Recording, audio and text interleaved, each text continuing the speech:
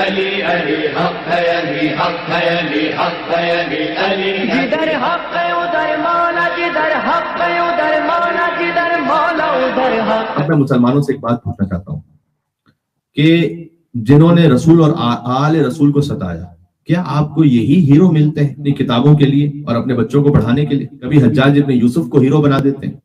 وہ حجاج ابن یوسف کے ایک اہل سنت عالم کا بیان ہے، مولانا اسحاق صاحب نے، اور انہوں نے جو کہا میں نے کتاب میں دیکھا، تو میں نے کسی اور طرح سے دیکھا، لیکن انہوں نے جو کہا پہلے سناتا ہوں۔ حجاج ابن یوسف وہ شخص ہے جس نے لٹا کر ذبح کر کے 1,20,000 مسلمانوں کو، شیعیان اہل بیت کو قتل کیا، بے گناہوں کو 1,20,000 تو ذبح کیے، باقی جو اس کے علاوہ مارے وہ الگ، ایک شخص نے مارے ہیں۔ یہ اسی کا بھتیجا ہے محمد بن قاسم، اس لیے بات کر رہا ہوں میں۔ ہمارے یہاں پر بعض ڈراموں میں اس کو ہیرو بنا دیا گیا، بعض ٹیکسٹ بکس میں 50,000 مرد 30,000 خواتین اس کے مخلوط زندان میں تھی۔ وہ پہلا شخص ہے کہ جس نے مخلوط زندانوں کا تصور دیا، یعنی خواتین اور حضرات ایک ہی زندان میں 50,000 مرد 30,000 خواتین، کہ جن میں سے کئی کے جسموں پر لباس نہیں تھا، نعوذ باللہ من ذالک۔ اور جا کر دیکھ لیجیے، کتابوں میں لکھا ہوا ہے کہ جب انہیں پانی دیا جاتا تھا تو نمک اور بجری ملا ہوا پانی، یہ ظالم گزرے ہیں۔ بنی امیہ کی یہ تاریخ ہے، نمک جس سے پیاس نہ بجھ سکے، پیاس مزید بڑھ جائے، اور بجری ملا ہوا پانی کے ہلاکت کا باعث ہو جائے۔ 1,00,000 لوگوں کو اس نے فقط اس لیے قتل کیا۔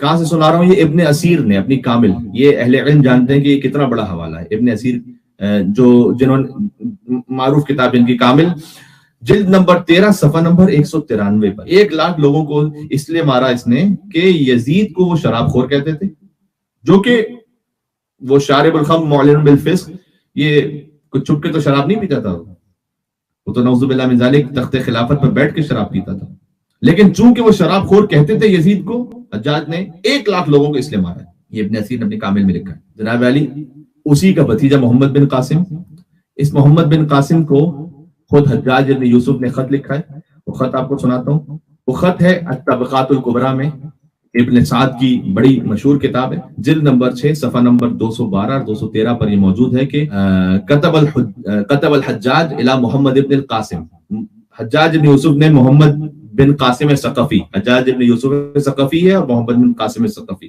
اس کو خط لکھا کہ عطیہ ابن عوف ایک محدث تھے، ایک عالم تھے، اس کو اپنے پاس بلاؤ اور عطیہ ابن عوف سے یہ کہو کہ علی پر لعنت بھیجے، نعوذ باللہ من ذالک، اپنے سامنے علی پر لعنت بھیجے، اور اگر وہ نہ کرے فَإِن لَمْ يَفْعَلْ فَاضْرِبْ 400 صوت، تو 400 تازیانے لگانا۔ محمد بن قاسم نے 400 تازیانے مارے عطیہ بن عوف کو، کس بات پر؟ کہ علی پر سب و شتم نہیں کیا۔ کیا یہ لوگ قابل احترام ہیں؟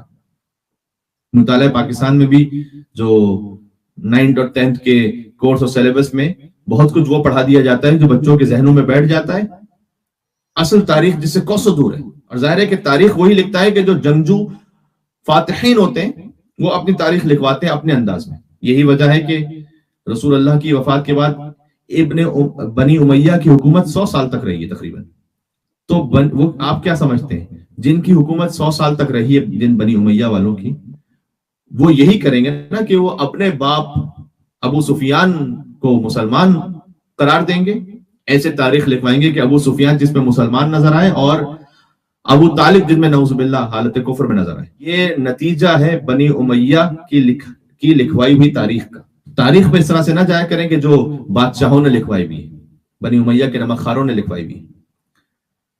قرآن میں آیت ہے الزانیۃ والزانی فاجلدوا کل واحد منہما 100 جلدہ، نعوذ باللہ جو زنا کرے مرد یا خاتون اسے 100 تازیانے لگاؤ۔ زنا کی حد ہے 100 تازیانے، اس کا ثابت ہونا کتنا سخت ہے وہ اپنی فقہی کتابوں میں جو بحث ہے وہ الگ مقام پر۔ زنا بھی نعوذ باللہ من ذالک کسی پر ثابت ہو جائے تو 100 تازیانے۔ مولا علی علیہ السلام پر سب و شتم نہ کرنے کے کتنے تازیانے لگوائے اس نے؟ 400۔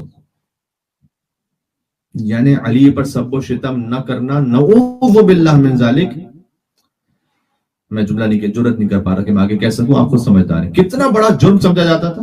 اس فعل حرام سے بڑھ کر جرم یہ سمجھا جاتا تھا، کم سے کم 4 گنا بڑا جرم، کہ علی پر جو سب و شتم اور لعنت نہ بھیجے، نعوذ باللہ من ذالک۔ یہ ہے محمد بن قاسم اور حجاج بن یوسف کی تاریخ۔ میں راجہ طاہر کے حوالے سے کسی قسم کے اس کے مذہب یا اس کے عقیدے کے حوالے سے کوئی یہاں سپورٹ میں نہیں ہوں. ظاہر ہے کہ ہم تو ہندوازم کے قائل نہیں, ہم تو موحد ہیں, توحید کے قائل ہیں. قل هو اللہ احد اللہ الصمد لم یلد ولم یولد ولم یکن له کفوا احد. لیکن بعض ان نام نہاد مسلمانوں سے وہ غیر مسلم زیادہ بہتر تھے, کم سے کم جنہوں نے آل رسول کا احترام تو رکھا. یزید اور اس کے باپ کے خاندان سے, ان جیسے مسلمانوں سے, نعوذ باللہ من ذالک, اگر انہیں مسلمان کہا جائے, جو بعض مسلمان انہیں بھی مسلمان کہتے ہیں, ان جیسوں سے تو وہ بہت نجران کی عیسائی بہتر تھے, جنہوں نے جب پنجتن پاک کے چہروں کو دیکھا تو آپس میں کہا کہ میں ان چہروں کو دیکھ رہا ہوں کہ اگر یہ دعا کریں گے تو پہاڑ اپنے مقام کو چھوڑ دے گا, خبردار ان سے مباہلہ نہ کرنا. کم سے کم پنجتن کی عظمت کو تو سمجھے. راجہ طاہر کے پاس کچھ سادات خواتین تھیں جو ہجرت کر کے آئی تھیں کوفہ سے, کیونکہ حجاج ابن یوسف کا ظلم اتنا زیادہ تھا کہ وہاں سے ہجرت کرتے ہوئے ہندوستان کے مختلف علاقوں میں سادات تشریف لائے, اور اس نے خط لکھا تھا راجہ طاہر کو کہ یہ مجھے حوالے کر دو یہ خواتین, اور اس نے کہہ دیا تھا کہ میں زبان دے چکا ہوں, میں واپس نہیں کروں گا. ایک دفعہ جب زبان دے دی تو میں انہیں واپس نہیں کروں گا, یہ میری مہمان ہے. اور محمد بن قاسم کو اس لیے بھیجا اس نے سندھ میں کہ وہ حملہ کرے وہاں پہنچ کر, تاکہ ان سادات خواتین کو دوبارہ سے قیدی بنا کر اور کنیز بنا کر نعوذ باللہ دوبارہ حجاج بن یوسف کے پاس پہنچایا جائے. اس میں کہاں کا اسلام اور کون سا فی سبیل اللہ جہاد ہے. اور اگر کہا جاتا ہے کہ سندھ میں بہت ظلم ہو رہا تھا سادات خواتین پر یا مسلمان عورتوں پر, تو وہ سندھ میں اگر ظلم ہو رہا تھا تو وہ حجاز سے چھوڑ چھوڑ کر, کوفہ اور شام سے چھوڑ چھوڑ کر سندھ آ کیوں رہی تھی؟ ظلم وہاں ہو رہا تھا, یہاں تو پناہ لینے آ رہی تھی. اور پھر محمد بن قاسم نے حملہ کیا.